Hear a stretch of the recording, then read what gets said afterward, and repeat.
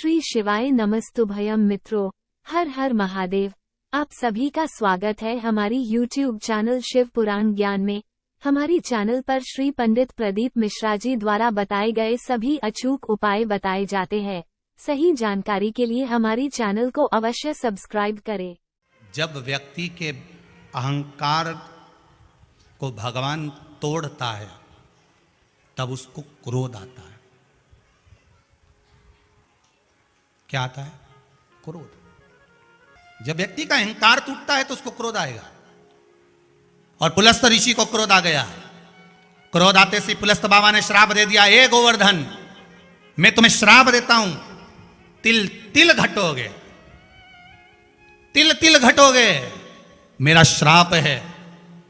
और सुनो गोवर्धन, जिस दिन तुम पूरे जमीन पर मिल जाओगे, जिस दिन तुम पूरे जमीन में तिल तिल घटकर धस जाओगे, गोवर्धन मेरा श्राप है, तिल तिल घटोगे। और जिस दिन तुम जमीन में पूरे धस जाओगे, जमीन में पूरे चले जाओगे, समतल हो जाओगे, तब 100 वर्ष तक जल वृष्टि नहीं होगी।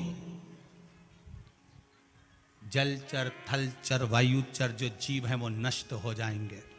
हाहाकार मचेगा, मनुष्य मनुष्य को नोच नोच कर खाएगा। सब्सक्राइब कीजिए हमारे YouTube चैनल शिव पुराण ज्ञान को और मेरा श्राप, बेल आइकन को दबाना न भूलें। आप लोगों ने सुना है कि नहीं सुना कि तिल तिल गोवर्धन नाथ जी घर, श्री शिवाय नमस्तुभ्यम। मेरा श्राप है। अभी 100 वर्ष जैसे ही तुम भूमि में समाहित हो गए, तिल तिल घटने के बाद जब तुम भूमि में चले गए, सब समतल हो गया, तब 100 वर्ष तक जल वृष्टि नहीं होगी। सारा ब्रह्मांड हिल जाएगा, जलचर थलचर वायुचर सब इस श्राप को झेलेंगे। अरे ये अहंकार टूटता है ना, तो व्यक्ति का जब अहंकार टूटा तो क्रोध आया। अहंकार टूटने के बाद व्यक्ति क्या करता है? इसका बुरा कैसे करना। अहंकार टूट गया ना, तो इसका बुरा कैसे करा जाए, इसको हराया कैसे जाए, इसको नष्ट कैसे करा जाए। जो शंकर को 1 लोटा पानी चढ़ाता है ना, उस पर ना तो कभी तंत्र विद्या होती है, ना कोई अघोर विद्या होती है, ना कोई टोना होता है, ना कोई टोका होता है, क्योंकि प्रतिदिन वो शिव जी को जल चढ़ा कर आ रहा है। जब स्वयं महाकाल से मिलकर आ रहा है तो काल उसका क्या बिगाड़ सकता है? कुछ नहीं। मेरा श्राप है, तुम तिल तिल घटोगे, और तिल तिल घटोगे, और जिस दिन तुम भूमि में समाहित हो गए, तुम्हारा समतलता का भाव आ गया, बस याद रखना 100 वर्ष तक जल वृष्टि नहीं, लोग तड़फेंगे। 2 चीजें अपने जीवन में याद रखिएगा। पहला, शंकर को जब जल चढ़ाओ, हाथ में जब आपके जल रहे, चाहे आप घर से ले गए हो, चाहे आप मंदिर का लिए हो, चाहे आपके पास में जैसा भी जल आप शिव जी को समर्पित कर रहे हैं, 2 चीजें अपने जीवन में याद रखना, भगवान को पाने के लिए और अपने भाव को शंभू तक पहुंचाने के लिए, अपने भाव को शंकर तक पहुंचाने के लिए। पहला, हाथ में जब जल का पात्र लो, हाथ में जब जल लो, उस समय पर भगवान शंकर का स्मरण करते समय, शिव को जल चढ़ाते समय अपनी बुद्धि, अपना चित्त, अपनी वृत्ति, अपना मन सब दूर से हटाकर परमात्मा की ओर जोड़कर दिल से जिस लिए जल चढ़ा रहे हो, जिस कारण से आए हो, और बाबा को जिस भाव से रिझा रहे हो, बस जल चढ़ाते समय आपका वो निर्मल भाव होना चाहिए, बाकी के कुछ नहीं। दूसरा, मंदिर में जब दीप लगाओ, मंदिर में जब दिया लगाओ, दीप प्रज्वलित करो। मंदिर में जब दिया लगाओ और मंदिर में जब दीप प्रज्वलित करो, उस समय पर जब मंदिर में दीप लगाएं और मंदिर में जब दिया प्रज्वलित करें, अगर गोल बाती है तो वो तो दिए के बीच में ही होगी, फूल बाती है तो वो दिए के बीच में होगी। और मान लो अगर लंबी बाती लेकर गए हो, लंबी बाती को लेकर पहुंचे हो, तो अगर दीप लगा रहे हो, कामना रखकर लगा रहे हो कि मेरी ये कामना है, तो वो दीप का, बाती का मुख अपनी ओर रखना, पर कोई कामना नहीं। हम भगवान को केवल इसलिए रिझा रहे हैं कि मेरा भोलेनाथ मेरा भंडार भरे और मेरे घर में सुख समृद्धि दे। तो दीप की बाती का मुख भगवान की ओर होना चाहिए कि हमने तेरे भरोसे पर छोड़ दिया। अब हम किसी से नहीं पूछेंगे कि हमें क्या करना है। ये दीप की जो बाती का मुख है वो आपकी ओर है, अर्थात मेरा जो जीवन है, मेरा जो संपूर्ण परिवार है, मेरा जो कुटुंब है, मेरा जो कबीला है, मैं जिस घर में निवास करती हूं, मैं जिस घर में रहता हूं, उस घर का संपूर्ण कारभार सब तुम्हारे भरोसे पर है। तो बाती का मुख कहां हो गया? भगवान की ओर हो गया। बाती का मुख फिर भगवान की ओर हो गया। पर ज्यादातर लोग दिया जो लगाते हैं ना, वो अपनी ओर बाती करके ही लगाते हैं। मतलब इनकी कामना चलती ही रहती है 24 घंटे। कुछ कुछ कामनाएं इनकी जागरूक रहती है, इनकी कामनाएं निरंतर रहती है। पर उस बाती में जब आप अपना संपूर्ण परिवार, संपूर्ण अपने परिवार का दुकान हो, धंधा हो, व्यापार हो, व्यवसाय हो, चाहे आप जितना भी कार्य कर रहे हो, फैक्ट्रियां चला रहे हो, वो सब अपने भगवान के भरोसे पर दे दिया, भगवान की ओर दे दिया। तो इसका मतलब ये नहीं है कि बाती का मुख भगवान की ओर हो तो तुम भगवान के बिल्कुल करीब में बाती का मुख कर कर लगा दो और भगवान को मालूम पड़े चोट लग जाए, ऐसा भी नहीं। जब भी दिया लगता है, आप बहुत ध्यान देना महाराज, अगर भगवान जिस स्थान पर बैठे हुए हैं, अगर दिया हमको रखना है, भगवान जहां विराजमान है, दीप जब भी रखा जाता है भगवान के सामने, तो अपन जहां विराजमान है उससे भगवान और अपने बीच में कम से कम 2 बीता की दूरी तो होना ही चाहिए, जिससे भगवान को भी चोट ना लगे, भगवान को भी घात ना लगे। तुलसी महारानी को जो दिया लगाया जाता है वो तुलसा महारानी से दूर लगाना चाहिए। तुलसी के क्यारे में दीप लगाने का प्रमाण नहीं है कि तुम तुलसी के क्यारे के अंदर दिया लगाओ। पहले तो ऐसा नियम था कि तुलसी का जो क्यारा बनता था उसमें एक नीचे अलग से दिया रखने की जगह बनती थी, तो उसमें दिया रख दिया जाता था। आज के जमाने में इतनी जगह ही नहीं कि वह में रखो, तो लोग वो कुंडा में धर के आ जाए।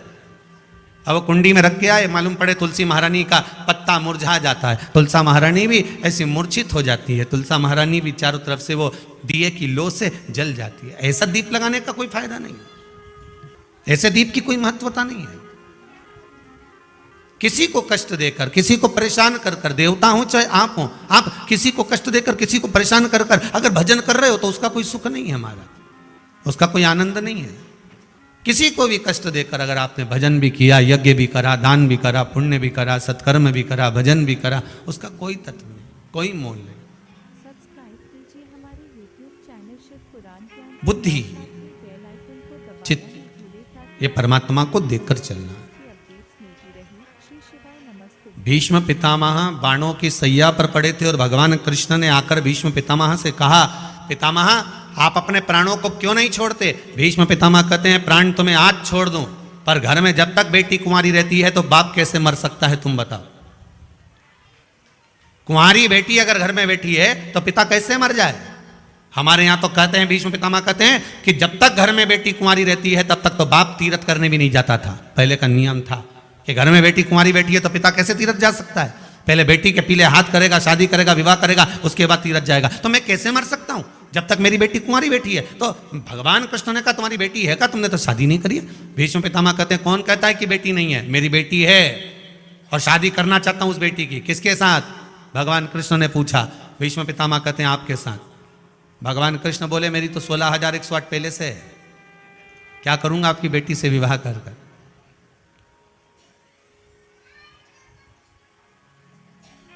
क्या करूंगा विवाह कर कर? अगर 16,108 आपके पास में है ना, तो एक बेटी और रख लो, हमारी बेटी एक और रख लो। बड़ी समझने वाली कथा है। जब 16,108 भगवान कृष्ण के पास में है तो एक और देने की जरूरत क्या थी? ये वो प्रश्न है जो आपके जीवन में हर पल आपको सताता है। जब इसके घर में 4 व्हीलर 4 गाड़ियां थी, इसकी 2 3 दुकानें चल रही है, तो भगवान इसको क्यों इतना दिया जा रहा है? ये हमारा प्रश्न है। वो प्रश्न का उत्तर यहां है। भगवान भी ऐसा है कि भरे हुए को भरते जाता है। बोलो सही है कि गलत है? ये कई लोगों का प्रश्न है कि गुरुजी भगवान को तो देखो, जब उसके यहां देगा ना तो देता ही जाएगा, देता ही जाएगा। बेचारा गरीब बड़े के घर में लड़की हो गई और बस सेठ के घर में लड़का हो गया, लड़की उधर हो जाती, लड़का इधर हो जाता। ये हमारी बुद्धि है। हम सोचते हैं कि ऐसा विचार हम लाते हैं, ये सोच हमारी है। भगवान भी गजब करता है। बताओ, इसके यहाँ तो पहले इतना सारा था और मालूम पड़े 2 वेयर हाउस खोल दिए, ये दे दिया, वो दे दिया, मालूम पड़े पेट्रोल पंप लगा दिया, मालूम पड़े गाड़ियां दे दी, मालूम पड़े इतना दे दिया। आखिर भगवान समझ में नहीं आता, किसी गरीबड़े को भगवान क्यों नहीं देता? बताओ, उसके तो खूब सारा था, भगवान ने भरे भराए को और भर दिया।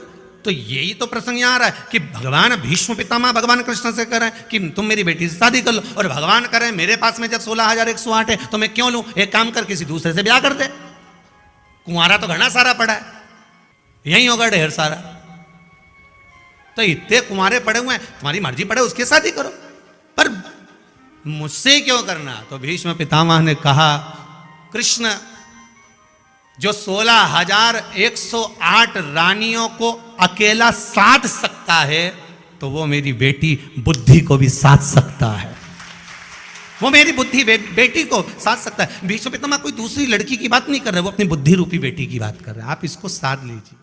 अगर आपको यह वीडियो पसंद आया है तो कृपया वीडियो को लाइक करें, कमेंट करें और हमारी चैनल को सब्सक्राइब करें। श्री शिवाय नमस्तुभ्यम।